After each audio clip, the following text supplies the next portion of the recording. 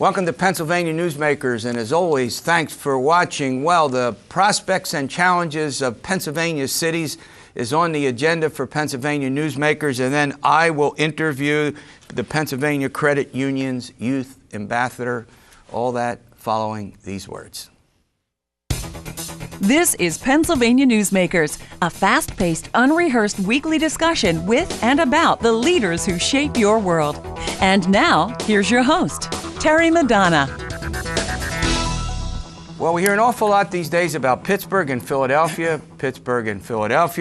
We're going to talk with the mayors of two third-class cities. These are cities of small, medium size in our state. There are 53 of these creatures, if that's what I could call them, municipalities in our state. Joining me is Mayor Rick Gray of Lancaster and Kim Bracey from York, both elected. You're in your, Mayor Gray? Second term. Second term, yours? Third. Third term, so we've got some experienced mayors here. All right, look, let's start with the prospects, and then we'll get to some of the challenges, Mayor Bracey. Look, there's lots of exciting things going on in Pennsylvania cities. Let's give me two or three things. What's going on in York? Yeah, we are on the rise. York is a community that we're really excited about, from our arts community to even businesses thriving in our downtown area. In fact, we take a lot of our pointers from Lancaster. I'm glad Mayor Gray is a friend of mine, but they too went through some challenges and now have a thriving community. We are doing much the same thing. Our arts community is really on the rise and thriving in all different facets of the medium, if you will. We're endeavoring to build housing just for artisans. So this is really becoming a niche market and an opportunity for even economic development in the city of York. Yeah. And we're really happy about that. People are taking pride again in the city, and it is a community that is bubbling right now. Good. Now, she didn't start the War of the Roses. No. You noticed that Mayor Bracey said something nice about you, Mayor Gray. Go ahead. Well, it doesn't exist because York and Lancaster are so similar. You go through the cities, and obviously they were built around the same time and maintained in the same way. So they're both beautiful, livable cities. We have a lot going on, too. Our art scene also is flourishing. We have 90 restaurants in the city, and it seems like new ones opening every other week. Yeah. We have a lot of downtown investment. And the most interesting thing, we've reversed the trend over decades, and people are moving back into the city. Our population grew between 2000 and 2010 and continues to grow at all socioeconomic levels. So it really bodes well for the future of the cities. People are realizing that a walkable, livable community is where they want to be. Well, I think a lot of people like to, particularly go into Center City where, shops and restaurants. And I get into, obviously I live just 100 yards from the city of Lancaster, lived in that city for 50 years, mayor, paid my taxes there. The same is true. I mean, are people moving back, or do you have this sort of renovation that's going on of the older homes, upgrading them? Is that true too? We are. We're seeing people wanting to live in the city, which is a plus as well. We're finding employers even incentivizing their employees to move into the city and live in the city, and they're giving them cash bonuses to do so. I think that's a trend we're seeing throughout the state and nationally. People want that more walkable, smaller type feel in nice cities. Now, I'm sort of stunned because you didn't bring up your baseball teams. Ours is doing very, very well. Yeah, now wait a minute. But, I go by the stadium in Lancaster right on my way to work, and there's a lot of excitement in and around. Is that, it's something, that brings people in from the suburbs, correct? It brings people in. Really, we didn't see much in the way of economic action right around the stadium in and of itself, because there's action there already. Well, right? what happens is the people come in and realize that you can come and go to the city at night, and it's a safe place to be. There are other restaurants and amenities, and really a large part of the growth that's occurred is due to the fact of the baseball team being there, but not necessarily due to the baseball games in and of themselves. Right. It's been a boost to the city, though, and we're very supportive. And I know you won was the first half of the league? First half. Was that okay? And we're on to the I second. get it. Okay, I get alrighty. Doing very well, and I enjoy the games, as I know Mayor Gray does as well too. But we're seeing that. We're seeing people wanting to have their businesses in and around the stadium as well. So it was a planned activity for us, so to have that stadium there, and then to see economic development thrive from there. So it's working, and we're excited about that. All right, we're going to run to a quick break. Cities, small cities in particular, face a number of challenges. They've got pension, healthcare costs that are on the rise. I want to ask them a little bit about how crime, which was relatively high a few years ago, it seems to be dropping in most of the reports, except in a couple of the cities, particularly the murder rate in Chicago. I want to get into that and what these folks think ought to be done out of Harrisburg in order to provide some assistance. We'll do that after these words. This broadcast of Pennsylvania Newsmakers is presented by the Pennsylvania Chamber of Business and Industry, the statewide voice of business.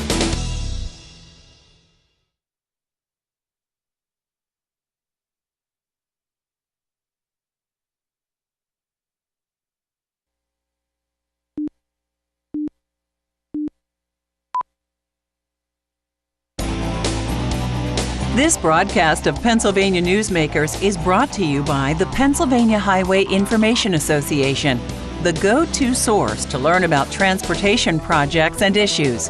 Please visit pahighwayinfo.org. And by the Pennsylvania Manufacturers Association. Business in Pennsylvania is our business.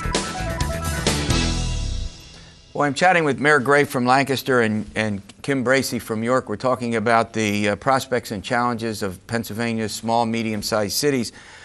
All right, Mayor Gray, crime, you hear an awful lot about it. My sense is it's either flattened or lower in most cities. What's the situation in Lancaster? It's generally, if you look at the trends, it's going down. It's lower than it certainly was in the 90s when the community of Pennsylvania had a crack epidemic, and it really hurt all of us. Is it mostly drug related?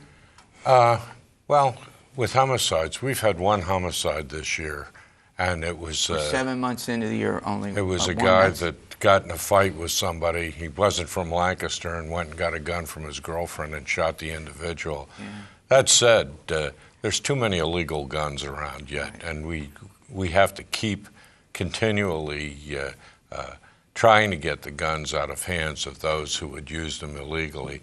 But the crime rate, I tell people there's a higher probability of you being killed by a drunk driver in the surrounding communities than there is being shot in the city of Lancaster. Yeah. I mean, it just isn't there. One other thing, Terry, the news, I saw a statistic one time, 87% of the news is sports, weather, and crime. Yeah. And to continually emphasize crime Well, there's the old adage, if it bleeds, it leads. I'm serious. Go, Mayor Bracey, and that's go ahead. If it bleeds, it leads. I mean, crime is going down in the city of York, or flattened, and we're proud of that. But, one homicide is one too many. Yeah. One person victimized by some crime is not anything that we're pleased about. And we do more as we can to address the issues through our community policing efforts and real community policing efforts. Our residents are getting to know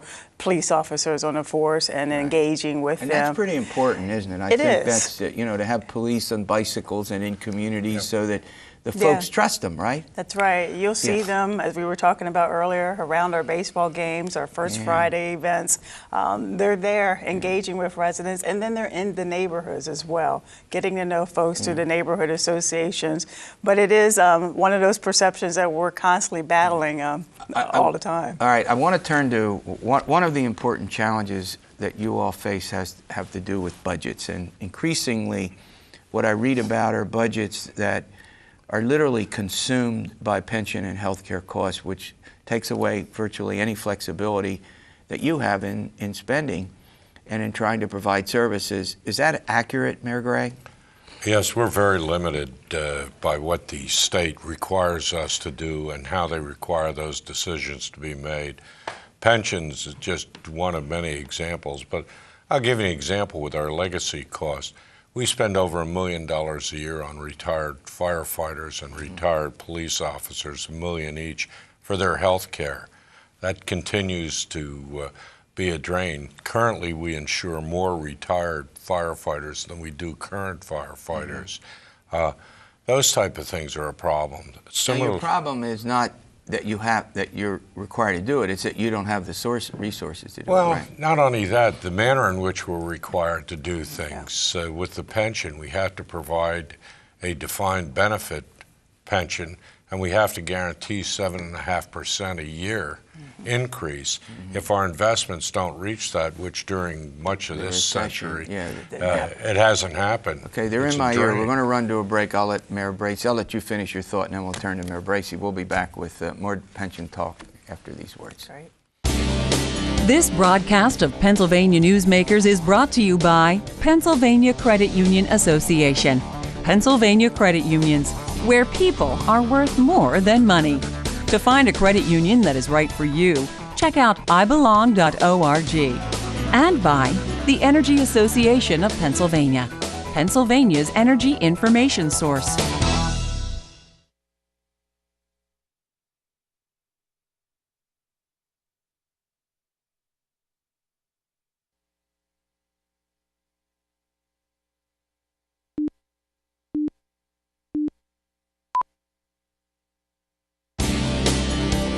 This broadcast of Pennsylvania Newsmakers is presented by the Hospital and Health System Association of Pennsylvania, working towards a healthy Pennsylvania, and by the Pennsylvania Coal Alliance, representing companies involved in America's most affordable, reliable energy source. To learn more, visit pacoalalliance.com. Rick Gray, the mayor of Lancaster, and Kim Bracey, the mayor of York, are my special guests today. We're talking about pension and health care costs that are a significant cost driver for all Pennsylvania cities as well as school districts, which we've talked about before. Mayor Bracey, pensions, health care costs, City of York. Yes, very much the same as what Mayor Gray already spoke about. They consume most of our budget, leaving little room for fixing potholes and those quality of life issues that we also want to address.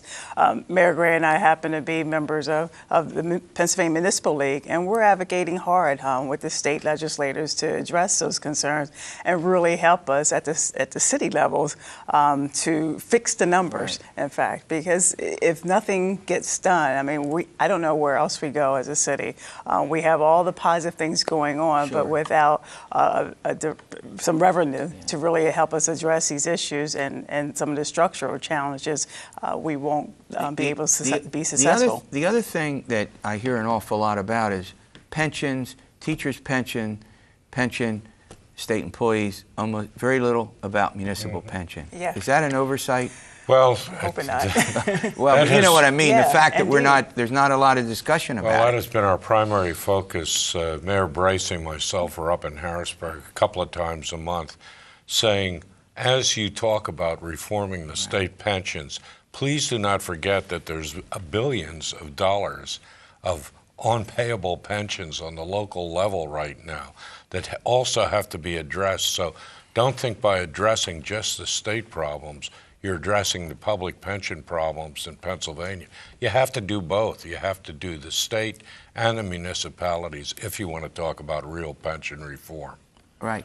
Before I want to move to another subject, and maybe we'll come back and talk about the Fire Act. There's a specific law that affects other folks you employ. But before I do that, I want to ask you about the subject that everybody talks about, which is taxes. Are property taxes your principal source of revenue? I know you have a lot of property that is tax exempt. You got a religious institutions. You have higher ed. I've got to be careful about this because Franklin Marshall College is in Lancaster. You know, tax exempt, which obviously takes those institutions and structures off the rolls. Right. What's the biggest tax need you have? Yeah, I mean, that is our revenue source as well, and it's not very large. 37% of our taxable properties are tax exempt, and 37%. 37%. Wow. And while great partners, you mentioned your institution, we have similar ones in York, and they do provide great services and partnerships to the city. But it is a challenge that is where our revenue sources mainly come from. What's the solution? Well, the solution is a menu. I now ask you the hard question. It's a solution, a menu, to provide a menu of tax options, to assume that because somebody owns a piece of property, they can pay continually higher taxes for police, fire, public works, schools, and county government is just, it's reached the point now where the regular homeowner, the person that's been in a house 40, 50 years and is living on Social Security, can't afford that. So we're going to have to talk about other options and other ways of raising revenue. And again, it gets back to the General Assembly. They've got to take the lead in providing options for us to work on that. Yes. Yeah. And if you had to mention one thing, either of you, we have about 40 seconds left, what would you have the General Assembly do? Right now, sitting here, if you had to go to Harrisburg, what would you ask them to do? Pensions, taxes, what would you ask them to do? Pension reform. Pension reform? Yeah. I tell people that they ought to just say the beginning part of the Hippocratic Oath, do no harm. Yeah. That'd be a step in the right. Don't pass any more mandates telling you to do things without giving you the money, right? I'd say Exactly. pension reform All is right. top of the Well, list. look, I know you're both busy. I want to thank you for coming in. All right, I get to interview now the Pennsylvania Credit Union's Youth Ambassador. We'll find out what's going on with the young folks in this state, and we'll do that after we talk about money. We pay some bills. Thank you. This broadcast of Pennsylvania Newsmakers is presented by Highmark Blue Shield, changing the way health plans work for business with a variety of plan options for employers and more choices for employees. Information is available at highmark.com. Have a greater hand in your company's health. And by the Pennsylvania Healthcare Association, the future of long-term care.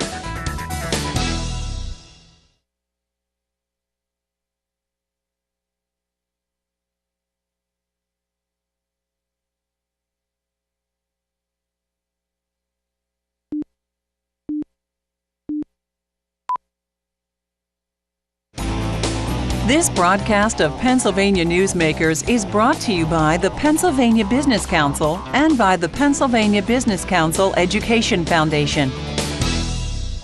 Hi, well, welcome back to the program. Mike Wishnow, he's a senior VP with the Pennsylvania Credit Union Association, and for the first time, Lauren Hoffman.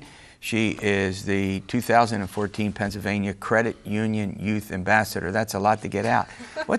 Michael, what's a Youth Ambassador program? Well, we have a contest, Terry, every year for young folks, 18 to 25, to represent credit unions to the youth of Pennsylvania. Mm-hmm. And it's very, very competitive. There's a test they have to take. There is interviews they have to go through. And then it culminates with giving a speech about a topic near and dear to their heart. Were you nervous during that speech, or are you accustomed to public speaking? I think it would be strange not to be nervous when speaking to a large crowd, but I've done a lot of theater and public speaking. Oh, okay. So you're used to performing, in other words. Yes. Yeah. Why did you decide to do this? Well, when I got into the credit union movement last year, this seemed like a really great way to get involved and meet other young people that have this like-minded goals as I do to improve the credit union movement. It was a really great opportunity, and I got to meet a lot of great people involved with credit unions throughout Pennsylvania.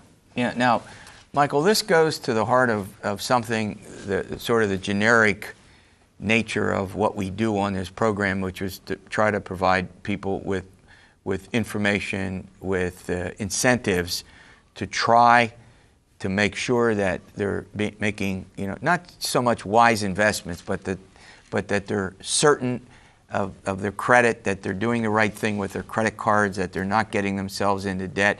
Is this part of that whole? Absolutely, absolutely. I mean, smart decisions with respect to personal finance start young. Mm-hmm. They actually start very young, far before youth ambassador. Mm-hmm. I mean, you're starting now with kids that are 4, 5, 6, 7 years old making decisions, even with an allowance or what have you. Thinking of my 2.5-year-old grandson, how I'm going to work on him to. Well, you know what, Terry?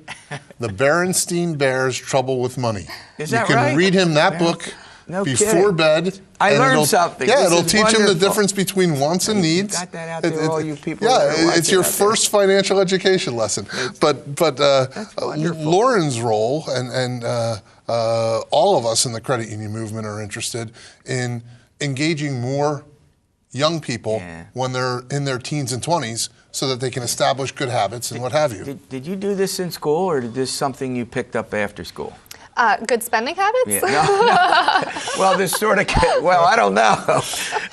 But, the whole commitment to, want to go out and talk about it and write about it and, get more young folks like you involved in it. Well, it's funny because I came from a place where I think a lot of people are of misinformation about credit unions before I started working in the industry. And it's nice now to be on the other side of it and know what a benefit it is to young consumers and be able to speak to them knowing the situation they were in where they thought credit unions were for an older population, or it was very difficult to join, or they didn't offer the same services as a bank. Well, what are 3 of the 4 things that you would, when you're out talking to people, that you would say? What is it that you would say when you're out addressing, your colleagues? To promote credit millennials? The millennial generation. Yes.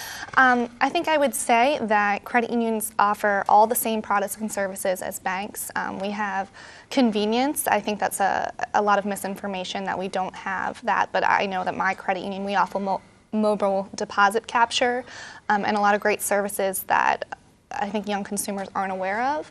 And then also that it's a Americhoice, right? That we're here for our member. They hold a stake in our organization. Our profits aren't going to shareholders.